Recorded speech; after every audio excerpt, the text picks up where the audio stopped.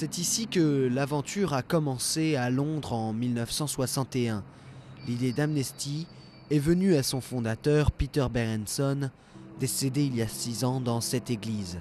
À l'époque, les dictatures sont très nombreuses en Europe. J'ai eu cette idée après avoir lu un article sur 2 étudiants portugais arrêtés et condamnés à une peine de prison pour avoir porté un toast à la liberté dans un restaurant de Lisbonne. Cela m'avait indigné. Le pouvoir des mots, ce sera la méthode d'Amnesty International pour combattre les emprisonnements politiques. C'est sous la forme de lettres de correspondance entre défenseurs volontaires des droits de l'homme et prisonniers d'opinion que s'établit le réseau.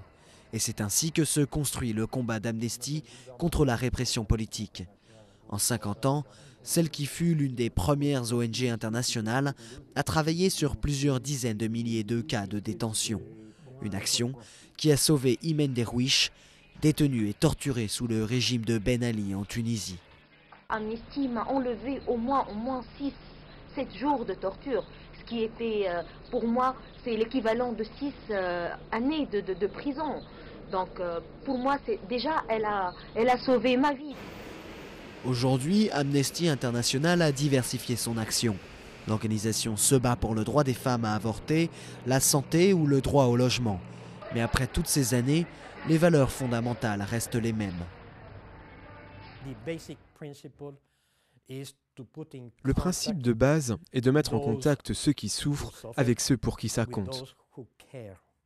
Si la méthode n'a pas changé, il est parfois difficile d'évaluer son efficacité, en particulier dans des domaines où travaillent d'autres ONG. Et puis Internet a donné une tribune à ceux qui sont opprimés au-delà des correspondances d'Amnesty, comme en Syrie par exemple.